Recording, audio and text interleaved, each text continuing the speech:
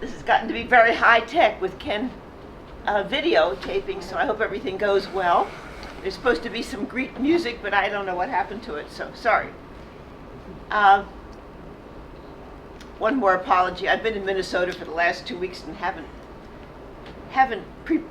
Well, I prepared them, but there's too many of them, so I'll go through them fast. You're not forgiven. Thank you, Anne. Appreciate that. So I was, you may remember that I was in the Middle East for I don't know how long, 6 months or something in 2008. And I spent, 3 months, so I spent a month in Egypt. So right after Egypt, I went to Cyprus, which, why isn't this moving? I don't know. Oh, there we go, the music.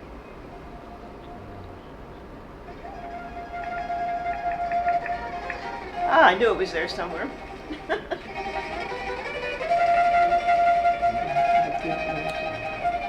This is actually Greek Cypriot music, so it's not just Greek music, it's music that the Greeks in Cyprus have originated, actually. Hey, can we lower the lights just a little bit? Yeah, I'm going to turn the music off.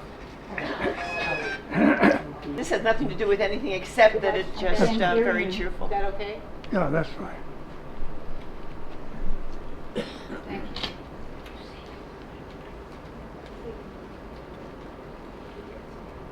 This is Cyprus. Can you hear? Yeah. Yeah. Yeah. So it's sandwiched in between Turkey, of course, because the northern part is Turkish, Syria, Jordan, here's Israel, Lebanon, Israel, and Egypt. So it's a pretty critical spot, and this, of course, is the Mediterranean Ocean, Mediterranean Sea. So it's one of the Mediterranean islands. So sorry. It's the third largest and the most populous island in the Mediterranean, and it's a member state of the EU. It goes back to at least the 10th century BC, where there are remains of that era, and it's been ruled by many different countries, most recently the Ottoman Empire and then the British, which may be the cause of this eternal division in Cyprus.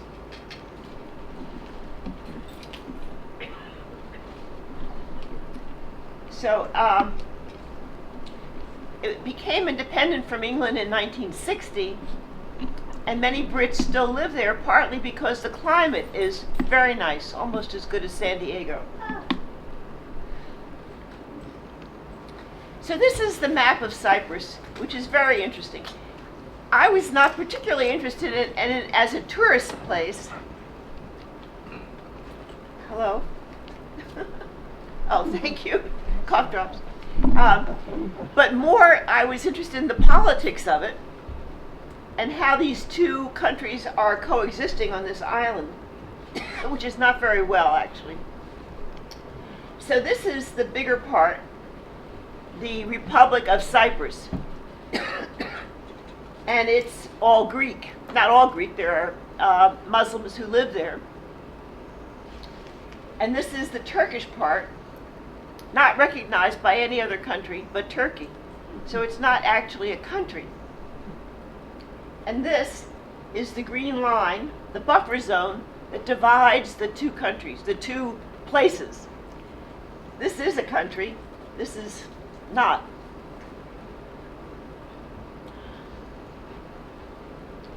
I started out in Larnaca, where the airport is, and ended up there with a little story I'll tell you, and went to Limassol and a few other places on the coast, wound up in Nicosia, I think they pronounce it Nicosia there, which is the last divided capital in the world. So part of it is on this Turkish side, part of it on the Greek side. And from there, when I did cross the Green Line, I went to Kyrenia, which is the major city in this Turkish-controlled part, and stopped along here, and then to Famagusta, which is a very interesting story in itself, and then back to Larnaca.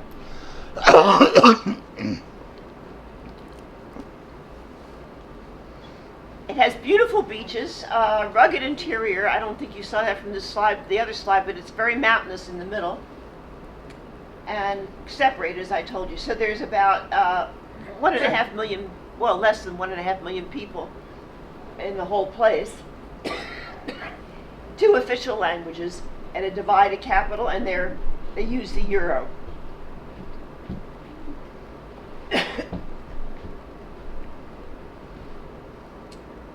The United Nations controls the buffer zone, and it has recognized the Republic of Cyprus as the official country. So it does not recognize the Turkish part over the entire island. So that's part of the contention now. The House of Representatives has 59 members. 24 seats are allocated to the Turkish population, but remain vacant since 1964. The Turks will not sit in this parliament. The Greeks identify as Greek Orthodox, and the Turks are Sunni Islam, Muslim. Interesting that Cyprus is the second most religious state in Europe after Malta. I'm not sure exactly what that means, except there are a lot of churches and a lot of mosques, and I guess people identify as Orthodox. The first president of Cyprus was Archbishop Makarios, about whom we'll talk later. So, just to put you in the right religious frame of mind, for some reason, well, not for some reason, I guess because of its central location maybe, prostitution has been described as rife in both the Republic of Cyprus and Northern Cyprus, leading to criticism from the United States for their alleged lack of controls on the sex trade and for the role of Cyprus as one of the main destinations for human trafficking. I can't say that I saw any of that, but then I'm pretty naive. I don't know what to look for. About 80% of Cypriots can speak English, which is very convenient. I didn't realize this, but Russian is widely spoken on the island, and there are many people from the post-Soviet Union who live there. Russians, Ukrainians, Belarusians, Armenians, and some form of Greek, Georgians, and Bulgarians. It's a very heterogeneous population, as we'll talk about later. Well, here it is. Of the foreign residents living in Cyprus, 29,000 are Greek, of course, and this is the Republic of Cyprus, so we don't know how many are Turkish, or we'll know later.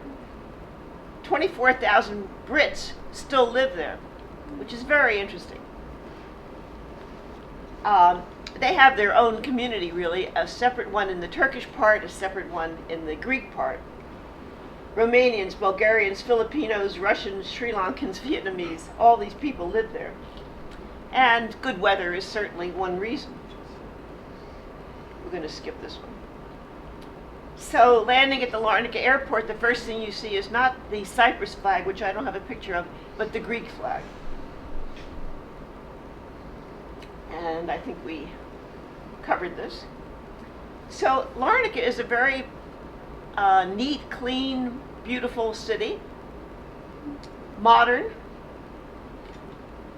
It's the third largest city in the country after Nicosia and Limassol. Has about 84,000 people living there. And I have to tell you that I was in shock. I was having culture shock. I lived in Egypt for a month, and I was used to the Middle East ways of the way people are, sort of informal, hanging out on the streets, shopping on the streets, shopping at night. If you asked somebody where to go, they would take you there. They would be very cordial, day or night. So the first night I was in Larnaca, I was lost. I couldn't find my hotel. And these 2 guys were standing on the corner, sort of teenager guys. And it was dark. And in the United States, I would be a little scared of asking them. In Egypt, I wouldn't. I wouldn't have no hesitation at all. But in Larnaca, I did. And they were a little unfriendly. And they pointed some direction. I found my way myself. But I really had trouble in Larnaca. It was the first Western city after a month of living in the Middle East, and I found it way too Western. As we went on with Limassol and Nicosia, and then in Turkey, the Turkish part, I felt more comfortable. But Larnaca, a very nice city, but I wasn't used to it. This is a wonderful, not a very good picture, a beachfront walk. Very nice. Oh, we're going to skip that one. So, these are pictures of postcards.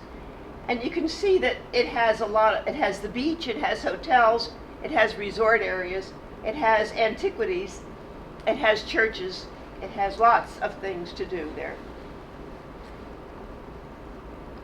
This, of course, is the whole island. So there's always, not always, but there's water around most places. What do they mean by the island of Aphrodite? Well, they date this island back to the Greek mythology. So it is a beautiful island. And I guess if you go far enough into mythology, you can find some, I don't know, really. But this is typical of the way people live there. We could have a little V there, nobody would know the difference.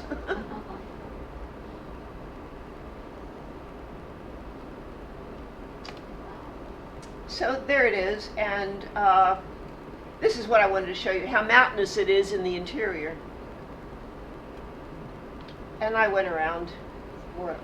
Everything has two names, Greek and Turkish. And then I went up here.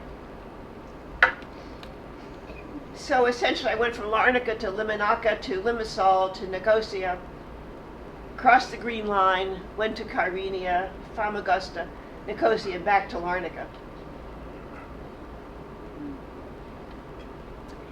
Larnaca has some very beautiful old houses from the colonial era when the Brits were there.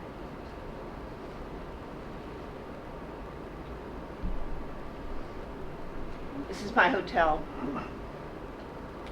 Some resort areas. The population of Cyprus adds about a third during the summer, during the winter. I'm not sure when. People come from Europe, I think, to escape the cold. This is an overview. This is amazing. This was not going on when I was there, but I found it on Google. It's a new marina development. It has slips for boats, yachts, and commercial and recreational activities, parks, restaurants, everything. So it's supposed to be completed in 2018. So save your trip to Cyprus for when you go for 2018. It looks like very interesting architecturally place. Are those apartments? Yeah. Oh my gosh. Who's the architect then? I don't know who the architect is. Very interesting question. And this, of course, is a cruise ship. A lot of cruise ships stop at Larnaca. And if they do that, then they really get exposed very little to the fact that there are two civilizations there, two cultures. Oh, it was very nice to eat Greek food, I have to say. Not that I didn't like Egyptian food, but this was delicious. Good, doesn't it? It is good. This is very interesting about the educational system in Cyprus. And I talk about Cyprus, I guess I'm talking about the Republic of Cyprus, the southern part. But that's not what these data are. Data are for the whole island.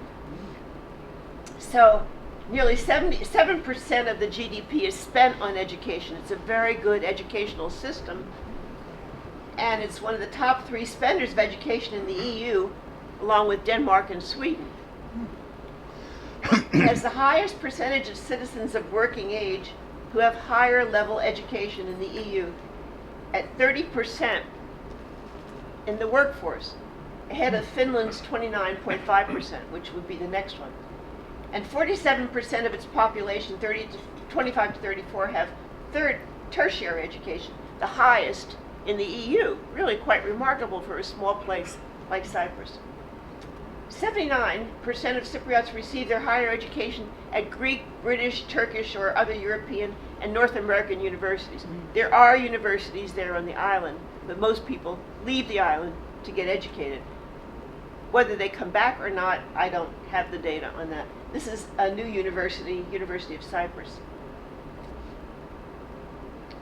I went into a coffee shop and not that I was culturally deprived, but in Egypt you don't see artwork like this. It's a Muslim country, you don't see representational art, you don't see modern art very much. And here was all these interesting, you certainly don't see that one. You would never see that in Egypt.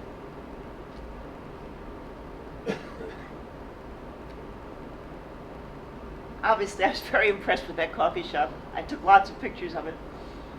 This is a Larnaca Fort, one of the antiquities on the island. Just a pretty place. Another art gallery. So you can see that they're very current with what's going on in the rest of the world. Very pretty coastline. And so in between the two places that I went to is this very nice pasture land, sheep, cows, some mountains in the background.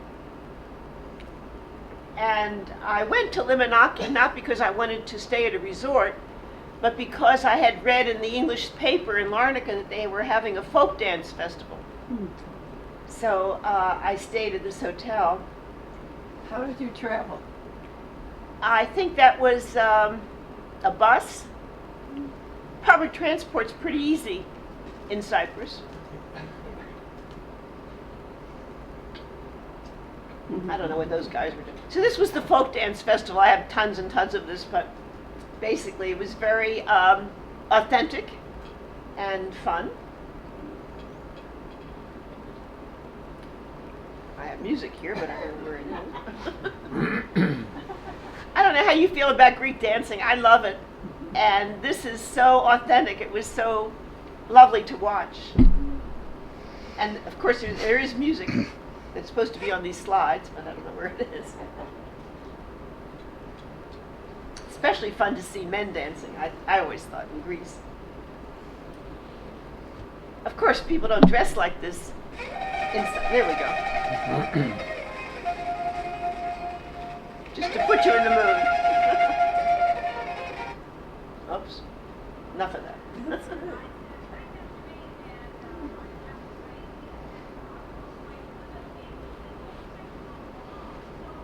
Somebody. Okay. So after that Limonaka, which I wasn't particularly interested in staying there beyond the folk festival, I went to Limassol, which I did find very interesting. I liked the windy streets and the more Middle Eastern way of shopping, and the food was very good, and people were very informal. It was I enjoyed it very much, and I stayed at this Luxor guest house, probably because it said so in Lonely Planet. And it was a very funky little bed and breakfast with maybe about 5 rooms, but very well located. Come on in. And you could look down and see the way people shopped in Limassol. This is very beautiful Greek embroidery. Nice things to eat.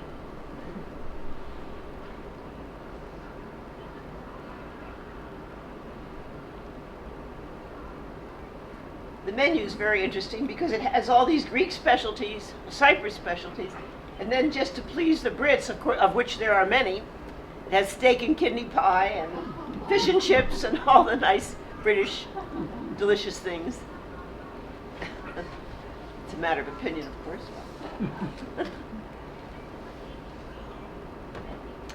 It's very popular with tourists, and so many tourists stay because it's so much easier to live there than in cold Europe. Art studios. This looks like Phantom of the Opera, I guess, is coming. Another coffee shop. What month are you in? I think it's March or April. April, I think. Very pleasant. These things that look like rocket launchers are mosques. And they're all scattered through the bottom part, the Greek part of Cyprus. So I guess there's no objection to Turks living in the Republic of Cyprus. And I guess people get along well. I don't know how that works exactly. I'm not sure what this is. There's some noise going on back there. Some lecture on something. I'll go back here. Oh, that's more shopping, of course. And what Islam means. And Penny has given us these lectures on what Islam means before, so if you didn't get her lecture, it means submission, surrender, obedience is what the way Penny always described Islam means, obedience, is that right? Submission Submission, there you go. and obedience.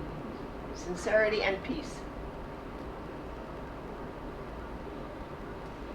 And that's in the Greek part. There's no objection, I guess, to Islamic activities in the Greek part, but the Turks seem to prefer the northern part. Agriculture is very good there. Olives, yum. Prices are in pounds. Euros, What's a euro? yeah.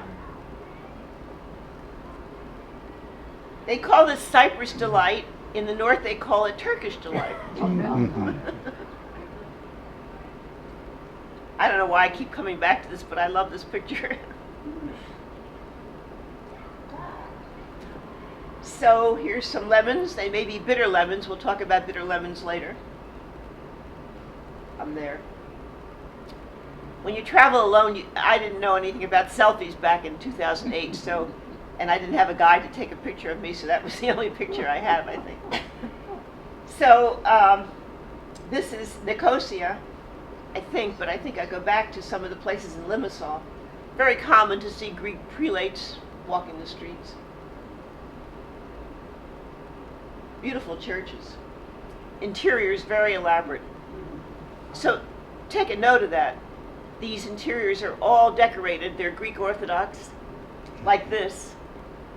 Because when you see these former churches in the north that are now mosques, you see that they're totally undecorated.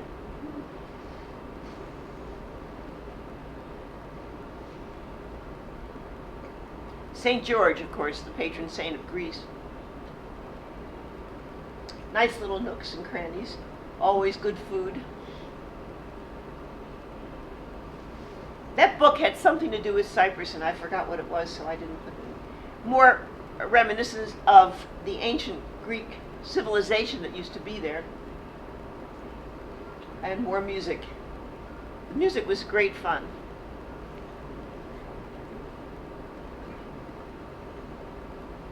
This was a restaurant. It might have been in Nicosia, it might have been in Limassol, I'm not sure which, but it was very, very fun. The music was good, the food was good, the whole ambiance was fun and hospitable.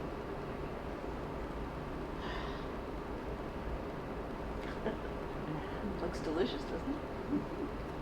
And everybody dances. This is some of the streets in Nicosia. Nicosia is a very interesting city with lots of things to do.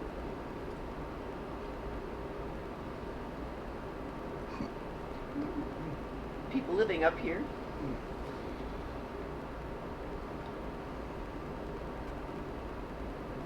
That was fun.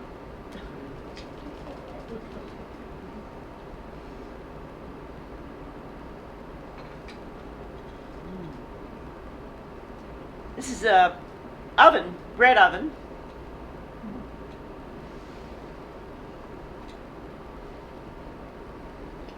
This is back in Limassol. They have a big park there, very nice park, and part of it is this little place for kids, a zoo, and this little train. And that's what people look like, just like us. What he's doing there, I don't know. He probably doesn't know either. And clearly there are Muslims living in the Greek part, because this is in Limassol.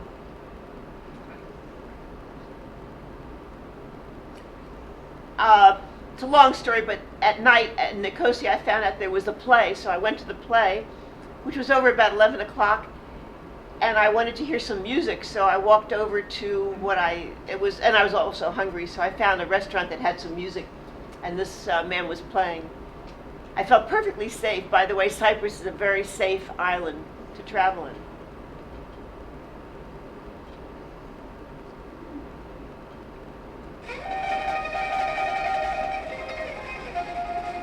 music has a little delay. Is it expensive to live there? Hmm? Is it expensive to live there? No. Well, that's another issue. It's more expensive to live in the Greek part than it is in the Turkish part. Uh-huh. It's a big debate between the Brits about which is preferable to live in. You can get cheaper homes in the Turkish part.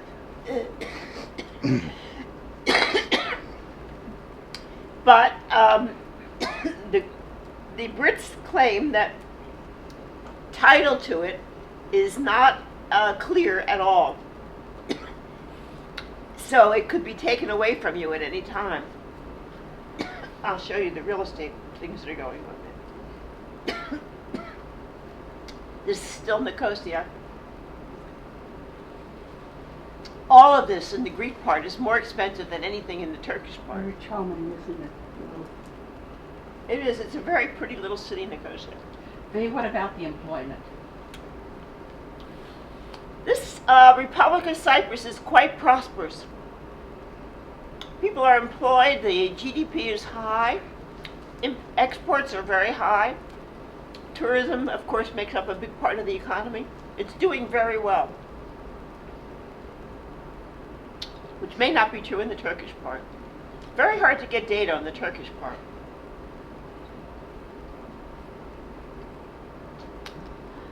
There's a lot of monuments to the martyrs on both sides of this continuing battle between the Turks and the Greeks.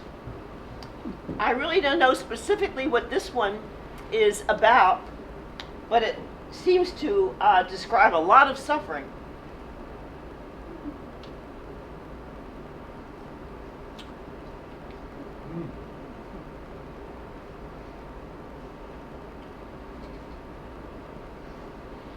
It was interesting. I tried to Google it, monuments in Nicosia. I couldn't find out what it was. I knew at the time that I saw it, but I don't remember now. And this is where I went, I think, to hear the music and to eat something about 11 o'clock at night.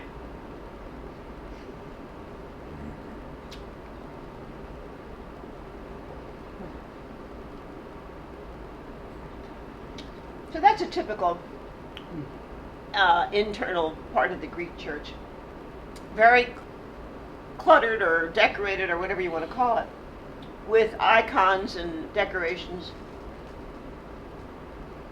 Unlike some of the Orthodox religions, there are seats.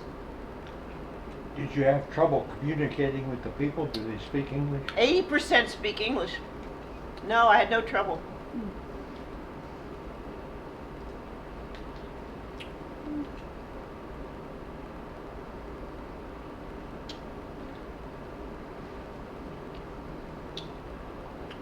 Yeah, Nicosia was a fun place.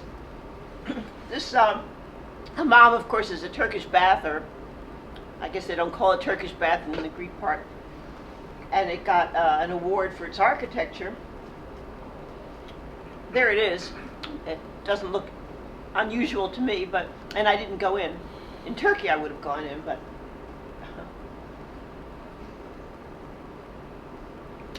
Anybody know what that is? It's such a pretty picture, and I forgot why I took it.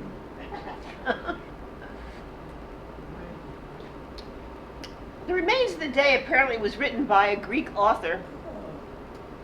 So they do plays of it in the Republic of Cyprus fairly often. Will it be in English? No, I don't think so. Cypriot. I didn't see that play, so I'm not sure. I'm not sure who she is, but looked very interesting. You just skipped over facial. What is that? You skipped Fire. over a photograph about 3 back of a woman, Sophia Wemble. Oh, thank you. And she was a very famous singer, became very famous at the beginning of World War II when the Italians invaded Greece, and she became like a symbol, and her songs became very, very popular. I remember my mother, they'd play them all the time. She was Greek. Yeah, both my mother and father. I mean, oh, really? That's so Oh, interesting. Wemble, yes. She was Greek. She was not a Cypriot. No, she's from the mainland of Greece. She'd been to the United States. That's just when I saw her, because everybody, if you're Greek of my age or a little older, everybody knows Sophia Thimble. Say her name again. Sophia? Sophia Thimble. Thimble. Thimble. Thimble. Thank you. You know, I used to be able to read some, what's that called? Cyrillic. Cyrillic, yeah. But I didn't even Greek bother isn't so to bad. find out who she was. Thank you very much. Why Well-known dots singer. all over her? Hmm? That's just the technique. The technique of the art, yeah, I don't know. Looks like a pox upon her, doesn't it? But it's, I think, the artist's technique. That's very helpful. Thank you. As a matter of fact, the language, Spithiatis Elados Spedia. One of her songs says, Youth of Greece. U for Greece? Youth of Greece. Youth of Greece. Youth, Y-O-U-T-A. Probably had to do with the army in the war. Thank you. It's wonderful to find out what you It have might taken be, pictures of. It may be little pebbles of clay Yeah, that you just apply to make form. yeah, sort of a pointillist sculpture. Yeah. That's very helpful. Thank you so much. What is this? What is that? Does anybody know what that is? It That's a looks like fire fire extinguisher. Thank you. Fire extinguisher. Yeah. I love the science. Okay, thank you very much. These are some of the things that are coming to Nicosia. It's a very interesting city with lots of things going on. So this is the beginning of the Green Line. This is a UN outpost. Lookout post. Right on the buffer zone there. I don't exactly know what the revolution here is referring to. It was the invasion in 1972. The Turkish army invaded Cyprus. Right, we'll talk about that. But I don't know that that's what this is. I don't know. I'm not clear. And I'm not sure where these kids are going, but I thought you might like to see some kids. Looks like they're wearing pajamas, which I don't think so. But Going to night school.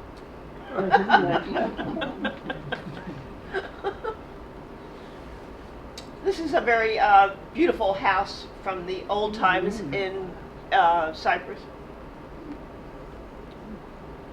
Very colorful. It is beautiful. And just to lighten up things, they do have good ice cream there.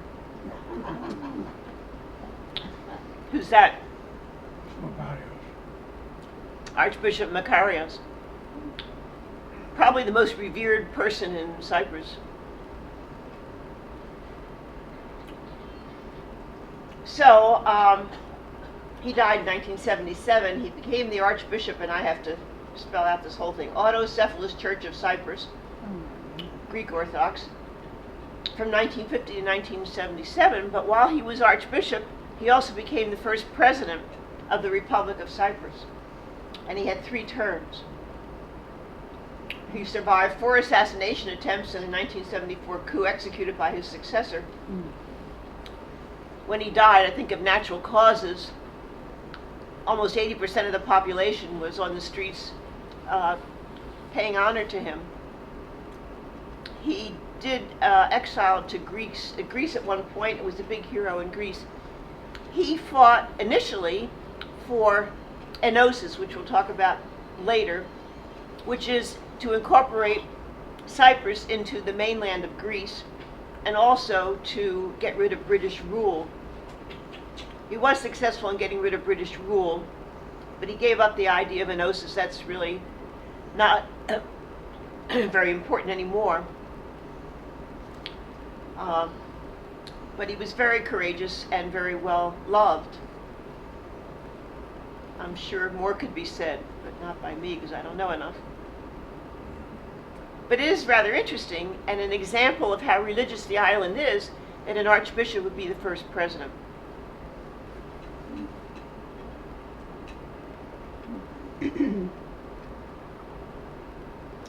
Kids waiting to see. This is the museum.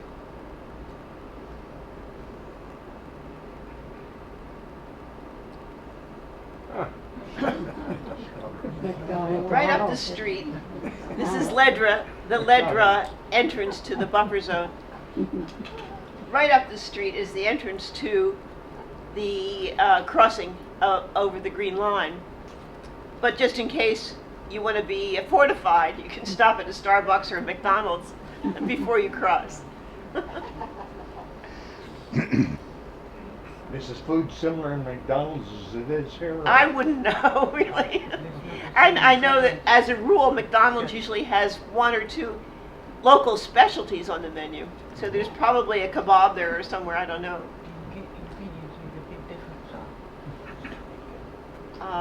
This was the play that I went to see. I'm truly not sure what it was about. I wasn't sure at the time, and now I don't remember hardly any of it. But it was a lot of action going on. It's something to do with Britain, pro or con, I don't know which. Very dramatic.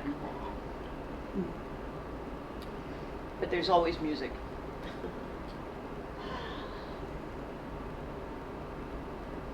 I saw him There he before. goes again. Uh-oh. You're Sorry, back to sorry, that. sorry. Okay, so this is the green line. The green line. You have to have your passport. You don't need a visa. They just have to know who you are. They record who comes in and who comes out. It happened to be a rainy, miserable day when I crossed over because I decided not to spend any more time in Nicosia because it was raining and to go over to the north, to her Turkish part. So I'm going there with my suitcase and my umbrella and sort of drenched. It's, I guess, about 5 blocks of buffer zone there before you get to the Turkish part. Did you just walk? Just walked, yeah.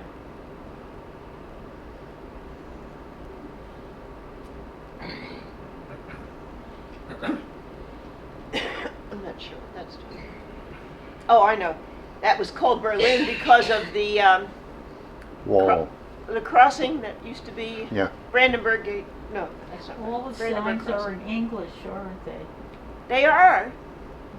Because if they were in Turkish, nobody would understand. If they were in Greek, the Turks wouldn't understand. It's nice to speak English. We're very privileged. So many things are in English. It's very heavily armed there. I guess they've had some trouble. They are, when somebody said, is it the same now as it was in 2008? I don't know, because I do read that the zone has been expanded to other openings in Nicosia. I didn't cross on Ledra Street. I crossed further up. But this, I think it's still the same proposition that you have to have all the stuff before you go over to the Turkish side. But I think there's been some liberalization in the number of places that you can cross.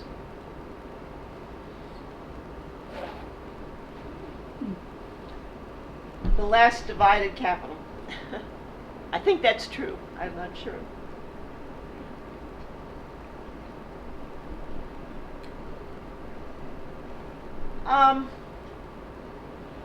It's a very good book on the Cyprus problem. And this is how he summarizes it. The history is very complicated. Even if I knew it, I couldn't begin to explain it to you.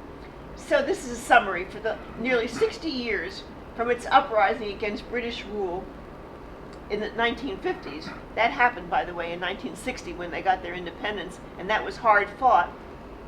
To the bloody civil war between Greek and Turkish Cypriots in the 1960s, and the Turkish invasion of Cyprus in the 1970s that you referred to, and we'll talk about later, and the United Nations' ongoing 30-year effort to reunite the island. The tiny Mediterranean nation of Cyprus has taken a disproportionate share of the international spotlight. Pressing issues that divide the two Cypriot communities, including key concerns over property, which is a big deal. So when Brits buy property in either the Greek part or the Turkish part, their claim to that property could very well be disputed. The repatriation of settlers, the Turks want people to come back to their part. And so he asks the question, is partition really the best solution, as many observers suggest. Of course, it's partition now. The difference is that the northern part is not a country or a state or anything. And so the question is, should the northern part be something, have the same status as the Republic of Cyprus?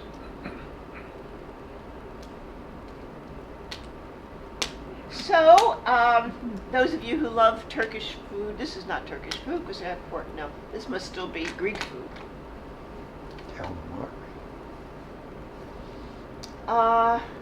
So, it's called TRNC, Turkish Republic of Northern Cyprus.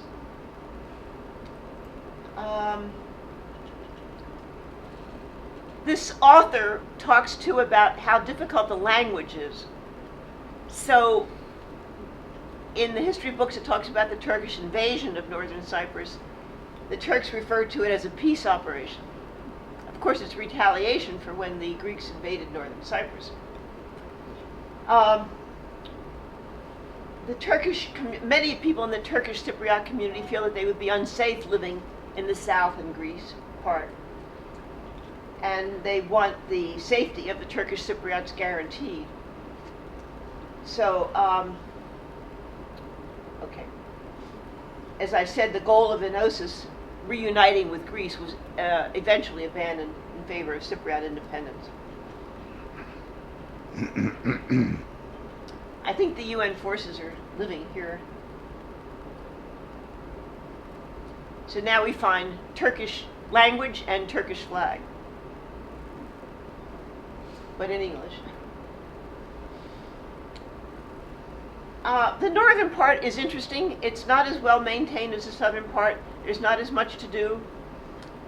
It's quite pleasant, though. It's more, brought me back again to the Middle East, living more informally. It's very friendly. So here are pictures from Kyrenia. This is the main thing that you see where the boats are anchored, where the restaurants are, the hotels. There's a big castle there. And here's a shopping street, which we'll see later, castle.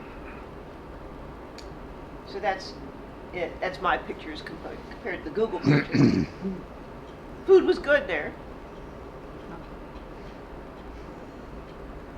This weather was not good that day.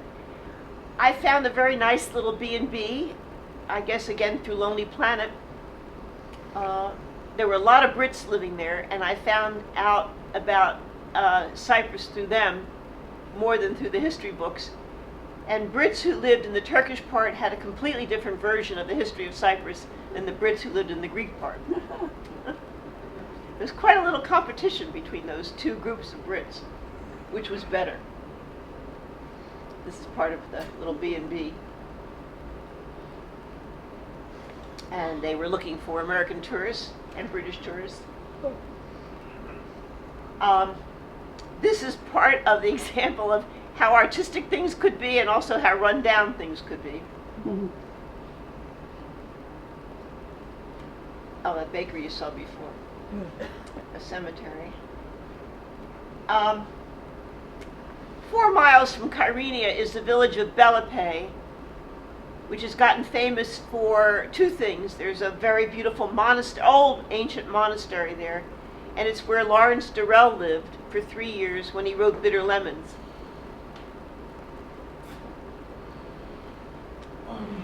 This book. So he moved there in 1953. His wife was apparently in a mental hospital. He took care of his young daughter, and he moved there to write.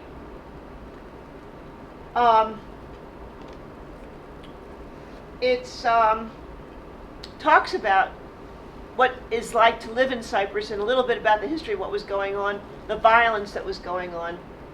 He left rather abruptly 3 years later. Apparently he was fed up with the violence and the militancy of Cypriots on both sides. He said they were dragging the island to a feast of unreason. That was only 1953. That was before the Turkish invasion of the northern part of Cyprus in 1974. Embedded so deeply in the middle of the compost of religious hatreds, the villagers floundered in the muddy stream of undifferentiated hate like drowning men. And then he ends his book with fleeing the island without saying goodbye to his friends and approaching the heavily guarded airport by taxi.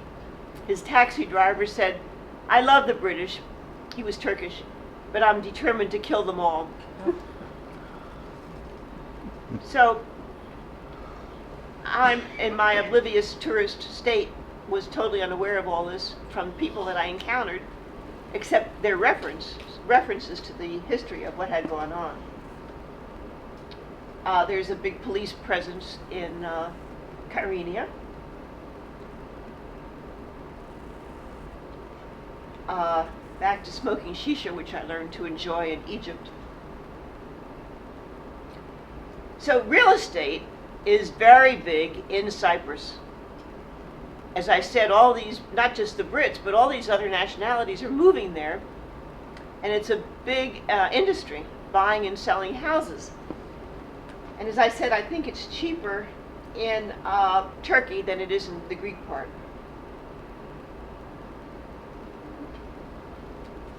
And it's much cheaper in the Turkish part than it is in Great Britain or any places people come from.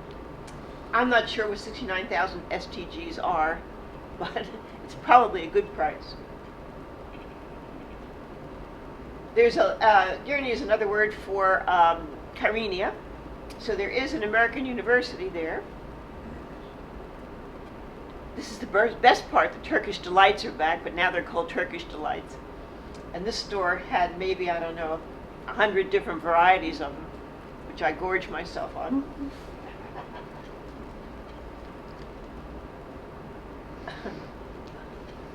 In Turkey, I hadn't seen such a variety of Turkish delight. And a little gift store that had these beautiful Suzanis, which I attribute to Central Asia.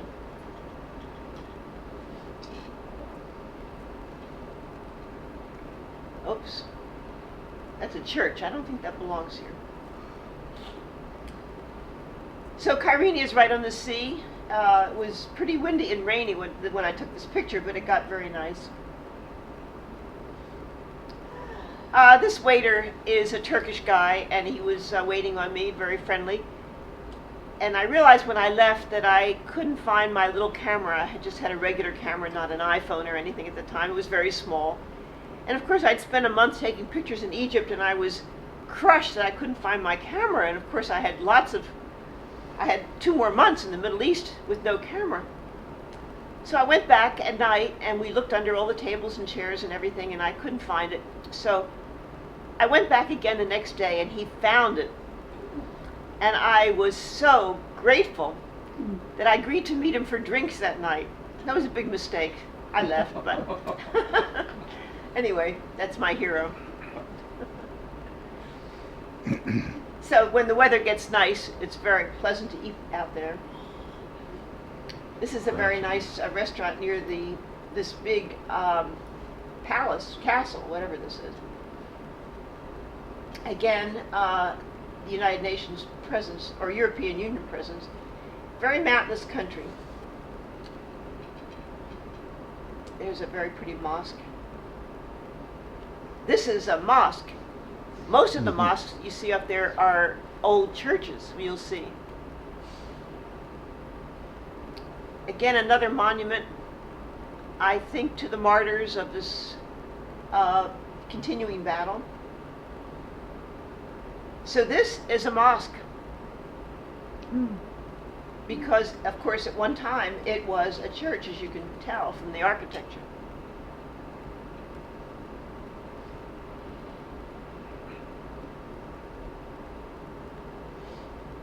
Regular people raising their kids just like everybody else, and smoking shisha.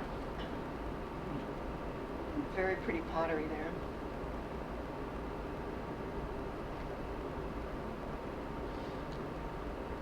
Famagusta has a long history.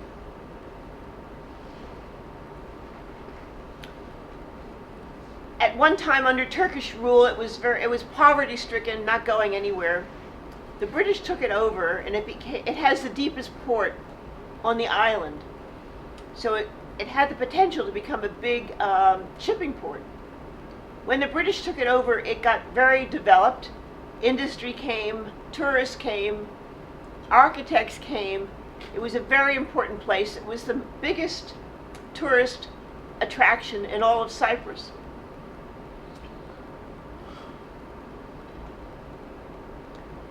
In 1974, the Turks invaded the northern part of Cyprus.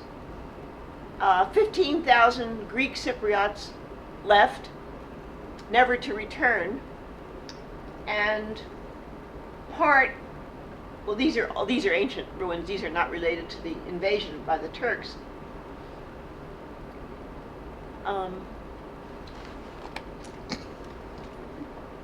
Anyway, there's part of Famagusta which used to be the classiest part, the best apartments, the best shopping, the best movies, that was walled off by the Turks. No one is allowed in there. And since 1974, nothing has happened in this part of Famagusta. So it's like the DMZ in between North and South Korea, that is where nature takes over. So you can see the apartments where people left, where the toast is still on the plates. And trees are growing in the apartments and through the apartments and everything else. So it looks like what the world would look like if we all left, nature taking over. But you can't really see it. This is just from reports. Very interesting, really. But Famagusta is okay. It's now has about 60,000, mainly Turks there. Used to be a city of 90,000. And it's doing all right. But they do not allow the Greeks to use the shipping port, the deepest port. So there's a lot of contention about Famagusta. These are all mosques.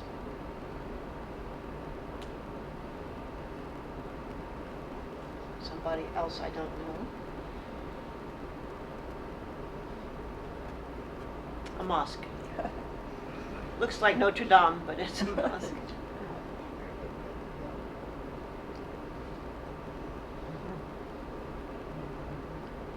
You can see the difference between the interior of the mosque and the interior of the Greek churches that we saw before. Looks more British. British?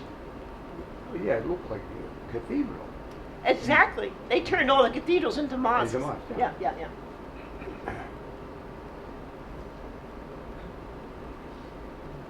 This is the north. Yeah.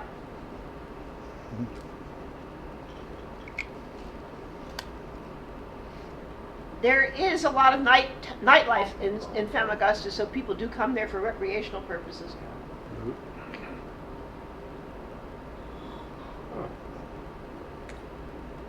So I was looking for the internet cafe, and I found this totem and tattoo parlor, and you could also get hennaed there. I had already been hennaed, so I didn't go there.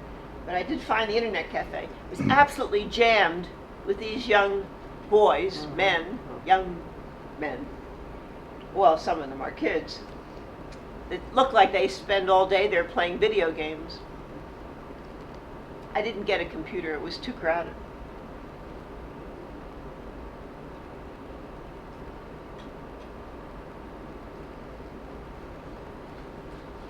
So the EU is trying to fix up the place a little bit. But meanwhile, it's very interesting in the way it is. This is another mosque. Maybe it's the same one. I lost track. Palace Street is where the tourists come.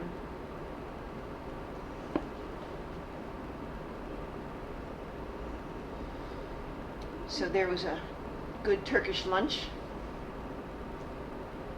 This is a real mosque, of course.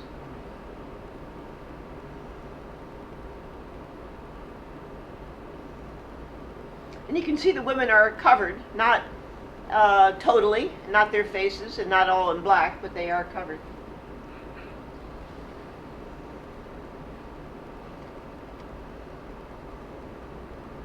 Inside the prayer mats.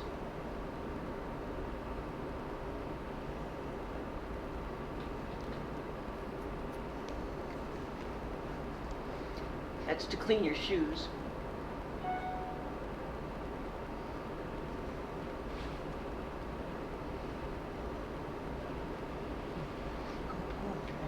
These are very old ruins. The city dates back to the 10th century BC, so it's not all a destruction of war or anything like that when you see these ruins. These are certainly not ruins.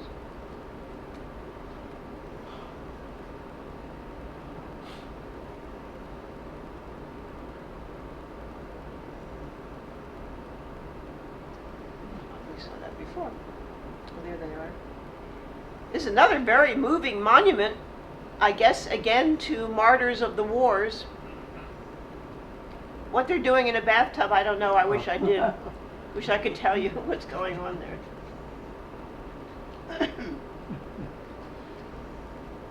Very friendly guy. He was a guide. Of course, that's Ataturk, because they use Turkish currency. I don't think Ataturk would have particularly liked what was going on in Cyprus. I don't know. I think he would have been more amenable to negotiations.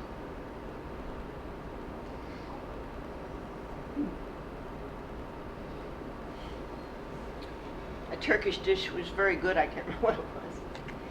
So back in Kyrenia, there was a little rummage sale going on Saturday morning, like you would see here, by the expats, the Brits who lived in Kyrenia. It's very quaint. And they run the library there, and these are expats, Brits. Pretty little garden there. So I think you see them. So, in Bellapay, where Lawrence Durrell lived, it's a hilly, and there's a marvelous view of the houses on the hill. And many Brits who were there pointed out to me that their house is there somewhere. They pointed out their pools. I think they live very well. I think they live very well in Cyprus generally, but also very well in the northern part.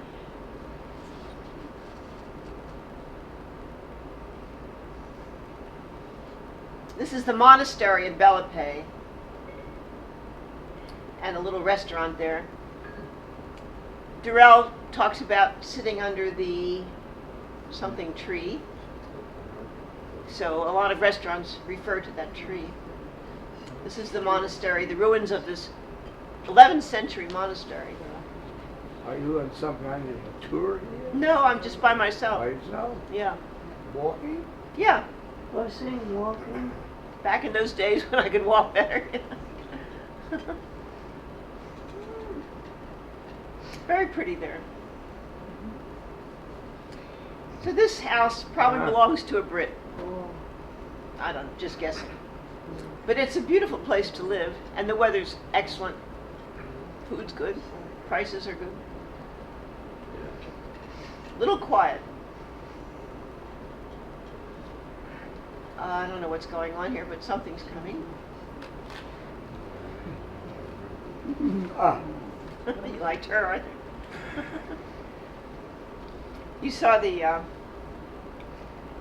this is typical Evil eye. Middle Eastern evil eye, yeah. This is my B&B. Oh, Tree of Idleness is what Durrell used to talk about. He used to sit in the cafe under the Tree of Idleness and write his book. But there is no specific tree, so it's referred to a lot. I love that. And there's a lot of tourist things to buy.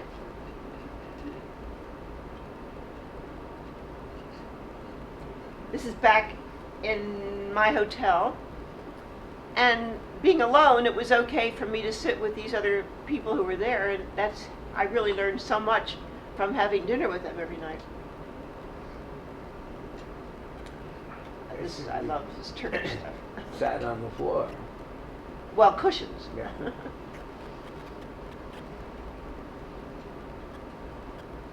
Bellapay means beautiful, peaceful abbey. And that's what this is referring to. This is a restaurant in Bellapay. Good food.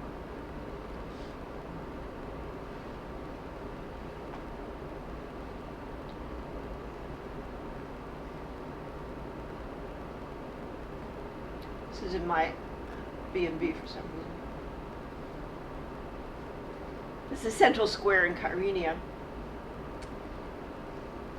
Somebody asked about unemployment. I would suspect that in the Turkish part, the unemployment rate is pretty high. I don't know. It looked like a lot of guys sitting around.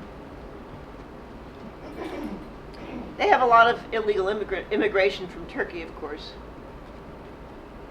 I'm not sure what's going on here, but this is the major part of Kyrenia.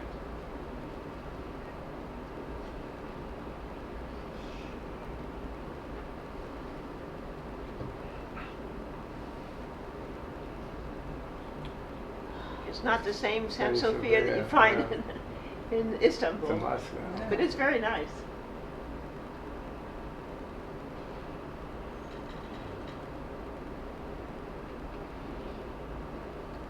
More guys sitting around. Oh, this is the whole thing about Famagusta. I think I told you about it. This back to Famagusta. Big church from the 14th century converted into a mosque. The thing is, during this very difficult history over these hundreds of years, sometimes these places are churches. In 100 years, they're mosques, and back to churches, back to mosques. The UN is keeping an eye on this the whole time. I think we saw this before. This seems to be a protest from a Greek Cypriot about Turkish law and order. So it would have been on the Greek side, about killing a pregnant woman, the Turks killing a pregnant woman.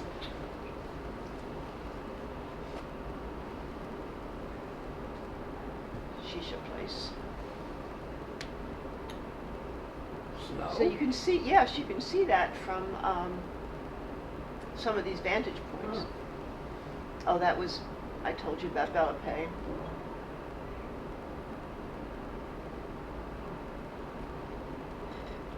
This is Famagusta. Sorry, these are a little bit, no, it's Kyrenia, I guess. So, this is importance of Cyprus is, this is what this author wrote that I showed you the book before. It is not due to mineral wealth, and it's no longer a vital transit road to the Middle East. It has wider geopolitical significance. This is what somebody said. Realizing they will never be a world power, Cypriots have decided to settle for being a world nuisance. It's known as diplomats' graveyard and an intractable international conflict. It has the potential to ignite an armed conflict between two NATO members, Greece and Turkey. Situation in Cyprus has been stubbornly immune to all peacemaking activities. And we say goodbye to this beautiful but divided island of Cyprus. But one more story. So I left Cyprus where I became a drug smuggler, international drug smuggler. I got to the airport early, waiting for a plane about 5 o'clock or something, and I saw this very nicely dressed woman, dressed a little overdressed, I thought, all pink and hat on and everything. Waiting, she asked me, does the ticket office open yet? I said no, and she was waiting around. The ticket office finally opened, and she ran to the ticket office and said something to them, and they kept shaking their heads, and she seemed very desperate. So finally she saw me sitting there, and she came and said, in English, would you mind taking these drugs to my husband in Beirut? Are you going to Beirut? Yes. Would you mind taking these drugs there? He has mild hypertension. I totally sympathize with this. And the drugs he has now are too big, and he doesn't know how to cut them in half, and these are his regular drugs, and he needs to get them. Would you mind carrying them to him? And I said, sure. I mean, it's not a big story, no drama, I wasn't arrested. So I put them in my purse. She all wrapped them up with a big note. I took the whole thing off. It was just a very small package of drugs. So I got to Beirut at night, and he was staying at the Cavalier Hotel, which is a very well-known hotel for the reporters who covered the Civil War in Beirut, stayed there. Very nice hotel, more expensive than I had planned to spend. So I went in and told the clerk that I had this package for Mr. whatever his name was, whom they knew very well because he was living there. And I said, this is too expensive. Can you lower the price? And they did lower the price. And the next day I met Mr. whatever his name was, and a Lebanese man. She was a Greek woman. And met the manager, who was very cordial, as Lebanese people often are. And he lowered the price, and I stayed there almost a week. It was a wonderful hotel with the most wonderful breakfast imaginable. And I enjoyed meeting this husband of this woman and the manager, and I had a lovely time there. So it all worked out very well. So if you get to be an international drug smuggler, I would say do it. And that's it.